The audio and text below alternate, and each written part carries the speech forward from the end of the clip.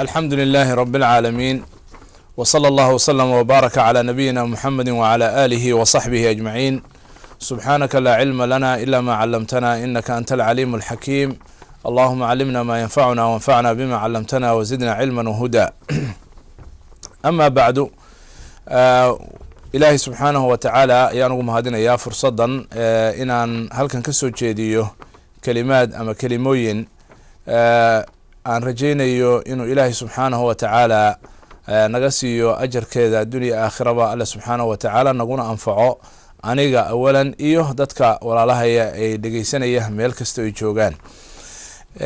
mawduuca u horeeya oo aan jeclahay mawaadiicdan insha allahu tacaala aan rajaynayo inay kuwo kalena ay daba yaaliin. waxaan u jeclahay inaan kaga hadlo awalan asbaabaha keena burburka.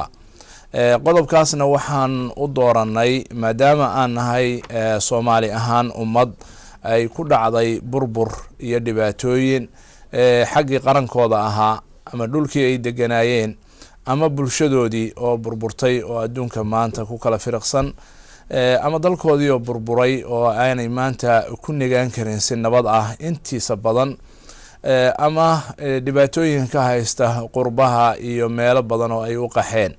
burburkaas inagu dhacay qarannimadeena gaar ahaan dhowr iyo 20 sano u dambeysay ama 20 sano u dambeysay waxaan jeclahay inaynu isxusuusino bal ilaahay subxaanahu wa tacaala waxa uu ka yiri kitaabkiisa iyo nabigeenu calayhi salaatu wasalaam waxa uu ka yiri sunnadiisa ee uu ku sheegay ku qeexay inay keenaan sababna u noqdaan asbaabaha burburkaas keena.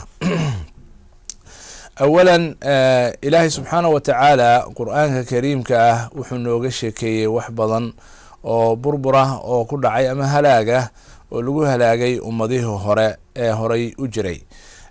halaagooduna siyaabo kala duwan ayuu ku dhacay oo halaag taam ah oo dhammaantoodba lagu xaaqay oo dhibaato ay wada xaaqday dhulkana laga tirtiray ayuu u badnaa ummadihii hore. laakiin ummadan islaamka ah ilaahay subxaanahu wa tacaala wuu ka ammaan geliyey arrinkaas in dhulka laga wada xaaqo hal mar oo dhibaato lalaba wada dabar gooyo ay ku timaado. taas nebiga calayhi salaatu wasalaam ayaa ilaahay ka codsaday ummadiisa inaanu hal mar dabar goyn.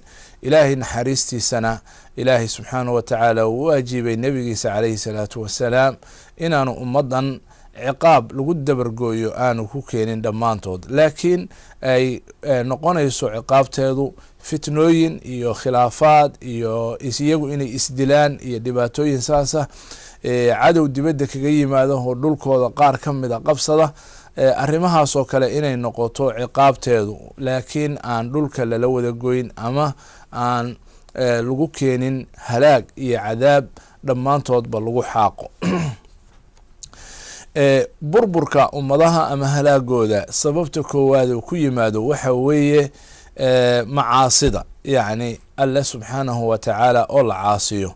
ilaahay subxaanahu wa tacaala isagoo nooga waramaya ummadihii hore la halaagay ee dhulkan ku noolaan jiray aynu inagu hadda ku noolnahay arligan ilaahay subxaanahu wa tacaala uu abuuray. ummado badan baa ku noolaan jiray ilaa markii ilaahay subxaanahu wa tacaala aadam uu dhulkan u soo dejiyey. ilaahay wuxuu nooga waramay asbaabihii ummadahaas lagu halaagay. wuxuu leeyahy alla subxaanahu wa tacaala fakulan akhadnaa bidanbihi faminhum man arsalnaa calayhi xaasiban ومنهم من أخذته الصيحة ومنهم من خسفنا به الأرض ومنهم من أغرقنا وما كان الله ليظلمهم ولكن كانوا أنفسهم يظلمون. alle subxaanahu wa tacaala wuxuu leeyahay mid walba ummadahaas la halaagay markuu alle subxaanahu wa tacaala ka soo sheekeeyey aqwaan badan oo la halaagay oo ka mid ahaayeen qowmu huud, qowmu saalix, qowmu shucayb, qowmu luut. aqwaamtaas la halaagay oo ugu dambeeyey qowmu fircawn. wuxuu leeyahy alle subxaanahu wa tacaala mid walba waxaan ku qaadnay oo aan ku halaagnay oo sabab u noqday halaagooda dembigii ay la yimaadeen. fakulan akhadnaa bidanbihi. marka qaar ilaahay subxaanahu wa tacaala samada ayaa dhagax lagaga raawiyey ama qaruurax lagaga soo daayey oo lagu baabi'iyey. qaar dhawaq malag uu ku dhawaaqo ayaa dhammaantood ay la engegeen oo ay la baaba-een. qaar ilaahay subxaanahu wa tacaala dhulkuu la gooyo la simay. qaarna ilaahay subxaanahu wa tacaala duufaan iyo biyo ayuu ku hafiyey sida qowmkii fircoon oo kale. alle subxaanahu wa tacaala biyihii buu ku hafiyey. dhammaantoodna wuxuu leeyahy alle subxaanahu wa tacaala ma anan dulmin, laakiin iyagaa naftooda dulmiyey. marka dhibaato kasta oo adduunkan ka dhacda kow waxa u ah oo sabab u ah halaag ku yimaada ummadahaas waxa weeye ilaahay subxaanahu wa tacaala dembiga laga galo. dunuubtaasna waxa ugu weyn shirkiga iyo kufriga alle subxaanahu wa tacaala oo loo shariik yeelo. maxaa dembi ugu weyn? ilaahay subxaanahu wa tacaala wuxuu leeyahay qur'aanka kariimka markuu nebiga calayhi salaatu wasalaam uu ku amrayay ummaddan inuu u sheego waxa ilaahay faray iyo waxa uu ilaahay ka reebay. qul tacaalow atlu maa xarama rabukum calaykum anlaa tushrikuu bihi shayئa wabilwaalidayni ixsaana. alle subxaanahu wa tacaala wuxuu leeyahay inaad ilaahay wuxuu idinka reebay oo idinka harimay inaad alle subxaanahu wa tacaala u shariik yeesha. marka waxa ugu weyn oo ilaahay subxaanahu wa tacaala addoommadii bani aadamka dhulkan ku negan uu ka reebay waa shirkiga iyo kufriga oo macaasida iyo kuwa ugu weyna. nabiyullaahi ilaahay subxaanahu wa tacaala wuxuu leeyahay waqadaa rabuka anlaa tacbuduu ilaa iyaahu. ilaahay subxaanahu wa tacaala wuxuu leeyahay ilaahay wuxuu amray oo waajibiyey inaad alle subxaanahu wa tacaala keliya caabudaan. wabilwaalideyn ixsaana, waalidiintana markaa kadib aad u ixsaan fashaan oo baari u noqotaan. wuxuu leeyahay alle subxaanahu wa tacaala wacbudu allaha walaa tushrikuu bihi shay-an. ilaahay subxaanahu wa tacaala caabuda oo ha u shariik yeelin. yacbuduunanii laa yushrikuuna bi shaya. maxaa dhacay? inahu man yushrik biاllahi faqad xarama allahu calayhi اljanna wama'waahu الnaar wma lilظaalimiina min ansaar. ilaahay subxaanahu wa tacaala dadka alle subxana wa tacala u shariik yeela alle subxaanahu wa tacaala cadaab buu u qoray iyo jahanama. shirkigu marka waxa ugu weyn iyo kufriga ayaa ugu weyn. uma bacda dalika macaasida kale oo timaada sida zinada iyo dhaca, boobka, waxay la xado, laysdulmiyo, dulmiga la sameeyo, arxaamtiyo la gooyo, khilaafaadka iyo furqada, xasadka laysku xasdo. dhibaatooyinkaas oo dhan waxyaalaha waxay ka mid tahay iyo macaasida ummadihii hore ilaahay subxaanahu wa tacaala uu la halaagay. marka macaasidu waxyaalaha ugu weyn oo ilaahay subxaanahu wa tacaala ummadaha uu la halaago ayay kow ka tahay. alle subxaanahu wa tacaala markaynu u fiirsano masalan fircoon maxay ahayd dembigiisu muxuu ahaa? ilaahay subxaanahu wa tacaala wuxuu leeyahy acuudu biاllahi min الshayطaani الrajiim bismi اllaahi الraxmaani الraxiim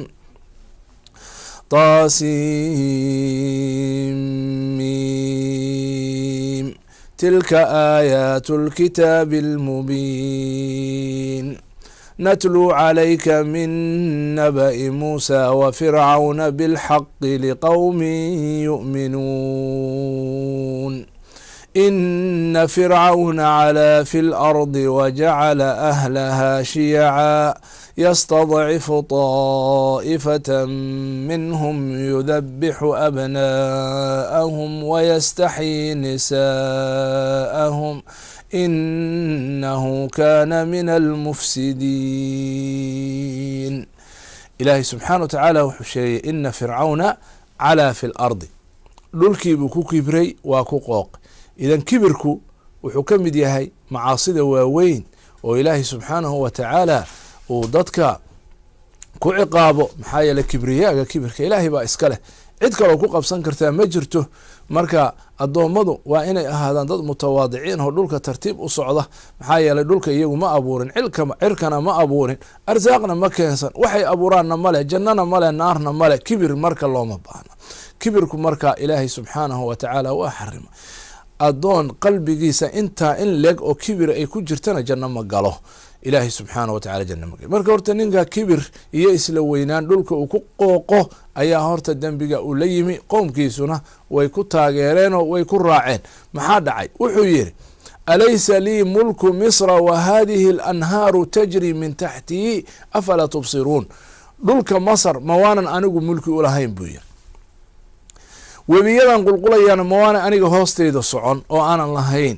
ayuu ku yiri miyaydinaan waxu jeedin miyaydinaan arkihayn wuxuu ku yidhi maa calimtu lakum min ilaahin gayrii ilaahan aniga ahayn oo aan idiin arkaa ma jiro oo aad leedihiin aniga waa inaad caabudaan ilaah kale ma lihidin rabbigiin ana ah ana rabukum alaclaa buu yidhi rabbigiina ugu sarreeyay aniga wey rabbinimuu sheegtay ilaahnimuu sheegtay kownka inuu isagu ilaahay u yahay dadkan wayna ku adeeceen maxay ku adeeceen ilaahay baa subxana wa tacala qur-aan ku sheegay wuxuu ula xaaqay oo iyagana loola halaagay wuxuu yidhi alla subxaanahu wa tacaala fastakhafa qowmahu faataacuuhu inahum kanuu qowman faasiqiin qowmkiisii ayuu caqligoodii fududaystay oo yaraystay oo waxba kama uu soo qaadin taas waxa waaye dadka madaxda marka ay yaraystaan dadka shacabka u ah ama atbaacda u ah ama ummadooda markay fududaystaan caqligooda oy ka soo qaadaan dad aan waxba fahmi karin oo go-aan lahayn oo caqli lahayn oo ra'yi lahayn iyana ay ka yeelaan dadkaasu ilaahay subxaana wa tacaala waxay ka mutaystaan ciqaab iyo dullinimay ka mutaystaan maxaa yeelay inay ka yeelaan ma aha ilaahnimo uu sheeganayo oo been ah oo waxba ka jirin fastakhafa qowmahu caqligooduu yaraystay caqligoodii buu fududaystay iyagii buu yasay oo waxaan waxba ahayn buu ka soo qaaday saas darteed iyaguna maxay sameeyeen fa ataacuuhu way ku adeeceen buu leeyay alle subxaana wa tacaala oo markuu lahaa dharuunii aqtul muusa waliyadcu rabbah inii akhaafu an yubadila diinakum aw an yudhira fi lardi alfasaad muuse ii daaya aan dilo buu yiri dhulka waxaan ka baqayaa fasahaad inuu ka dhigo iyaguna way ku raaceenoo kama har ilaa nin ka mu'minka ah oo ilaahay subxaanahu wa tacaala qur'aanka uu ku sheegay ninkaasaa diiday ataqtuluuna rajula an yaquula rabbiya allah waqad ja'akum bilbayinaati min rabbikum ilaahay subxaanahu wa tacaala qofka markuu xaqa waafajinayo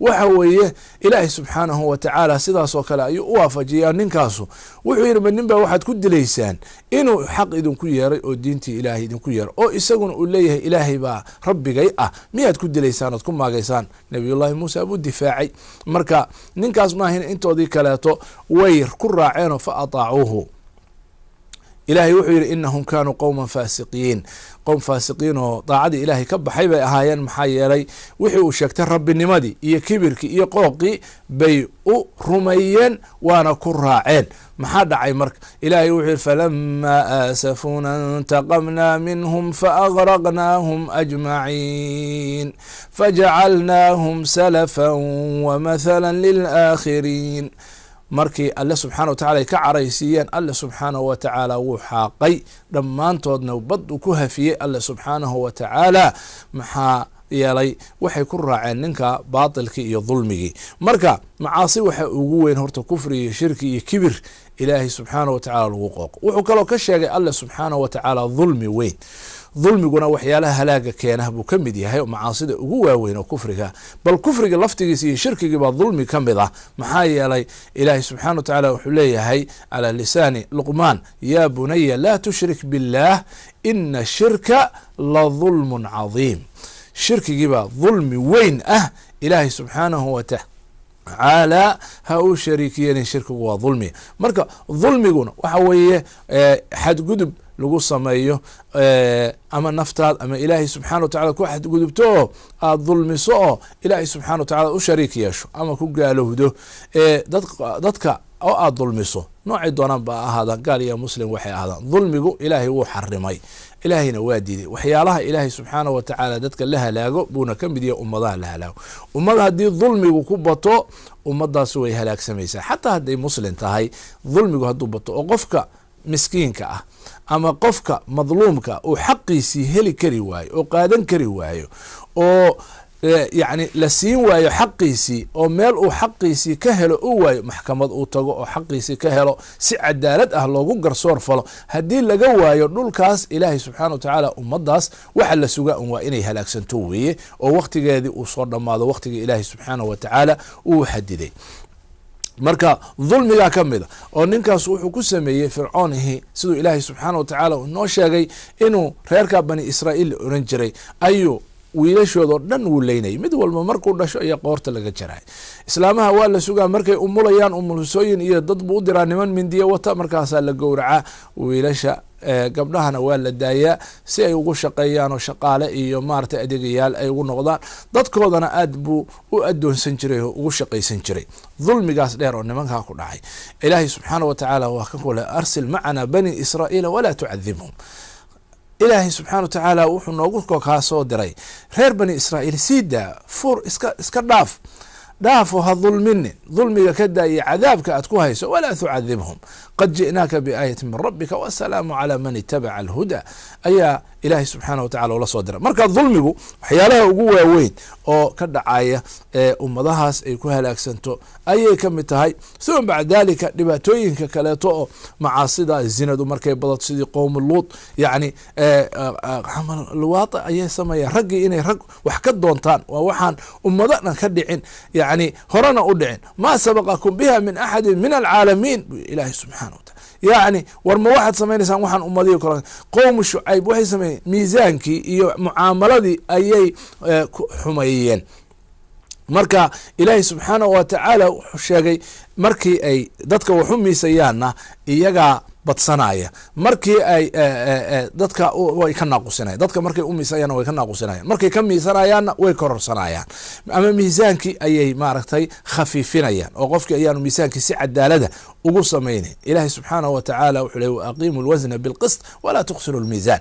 ilahi subxana wa tacala weylu lilmutafifiin aladiina ida اktaaluu calى الnaasi yastawfuun waida kaaluuhum aw wasanuuhum yukhsiruun alaa yadunu ulaa'ika anahum mabcuuثuuna liyowmi cadiim yowma yaquumu الnaasu lirabi اlcaalamiin. ayadaas waxay kusoo degtay u leeyahay asxaabtu leeyihiin reer madiina miisaankooda ugu xumaa markay imanayeen nebiga alayh slat slam iyo asxaabtiisa. ayadaasa kusoo deg war miisaanka ha fududaynina, ha khafiifinina. maxaa dhacay? ilaahay subxana wa tacala waxyaalaha ummadaha ku ciqaabo bay ka mid tahay. waxaa ka mid a inay awaamirtii ilaahay subxaanahu wa tacaala raaci waayeen, salaadii ay diidaano, soonkii ay diidaan, sadaqadii iyo zakadii ay bixin waayaan. zakada haddii la bixin waayo maxaa dhacaya? waxaa dhacaysa abaaro iyo roob la-aan. wamaa manaca qowmun zakata ilaa munacu lqatra buu leey nebigu calayhi salaatu wasalaam. qowm haddii ay zakadii yani diidaan inay bixiyaan oo sadaqaadkii dadkii masaakiinta ahaa ilaahay xaqa uga yeelay, wa fii amwaalihim xaqun macluumun lisaa'il walmaxruum, dad maxruumiina iyo dad saa'iliin weydiisanay, agoon iyo fuqaro iyo masaakiin iyo ibnu sabiil, dadka uu ilaahay sheegay baa leh xoolahan xaq ay leeyihiin wey. haddii la diido la manciyo oo la diido in dadka fuqarada wax la siiyo loo garsoor faro, ummadaas waxaa ku imanaya ciqaab iyadana imanaya. waxaa ka mid a macaasida ay ka mid tahay zinada, faaxishada, beenta, rishwada, corruptionka, fasaadka. waxaa corruptionka loo yaqaan ummadaha halaaga, yani laaluush, ammaanadii oo la dayaco, shaqadii oo la xumeeyo, qofkii mas-uuliyad loo diro ammaanadii dayaca. idaa dayicat alamaanatu fantadira saaca bileh nebigu alayh salat slam. ammaanadii haddii la dayaco, qofkii meel loo dhiibaaba xigtadiisa iyo dadka isaga maarata qaraabadiisa iyo inuu xoolihii ku ama uu siiyo waxaanay xaq ulahayn siiyo, kuraastii iyaga siiyo, dadkii kale ka mamnuuco, u diido, waxaasoo dhan waxay keenaysaa ciqaab bay keenaysa. maxaa yeeley waa fasaad. waxaa la rabaa cadaalad, waxaa la rabaa ammaano, waxaa la rabaa run, waxaa la rabaa beentaa in aan been laga sheegin oo laga biqin. xoolihii ummaddu lahayd in la nahbiyo oo la cuno, yaa xaq kuu siiyey, mushahar baad ku leedahay, mushaharkaa lagu siiyey maahina waxa kaleeto waxaa la rabaa inay xaqeedii iyo dadkeedii ay gaarto. muslim iyo gaal midkuu yahayba dadka saasaa laga rabaa inay ummadaha xaqooda qofka xaqiisa u gaarsiiyo ayaa laga rabaa. ilaahay subxaana wa tacaala wuxuu le yaa ayuha aladiina aamanu aطiicu اllaha waطiicu rasuula wa uli اlamri minkum. intaanu ilaahay subxaana wa tacala kala damaynta iyo amrida farin, wuxuu ka hormariyey amaanada. ina allaha ya'murukum an tu'addu اlamaanaati ilaa ahliha. amaanada dadkeeda u guda oo sii oo xaqeeda u guda. marka ummadaha waxa lala halaago waxa weeye walaalayaal waa macaasida, waa dembiyada oo ay ugu weyn tahay shirkiga, kufriga, waxyaalaha bidcada oo maaragtay ummadda ku dhex faafaya. waxyaalahaasoo dhan marka ay fidaan ummaddu way halaagsamaysaa. jawaabteeduna waa towbada. iyadan ka hadli doonaa in sha allahu tacaala qeybta ku xigta. wasalaamu calaykum waraxmat ullahi wabarakaatu.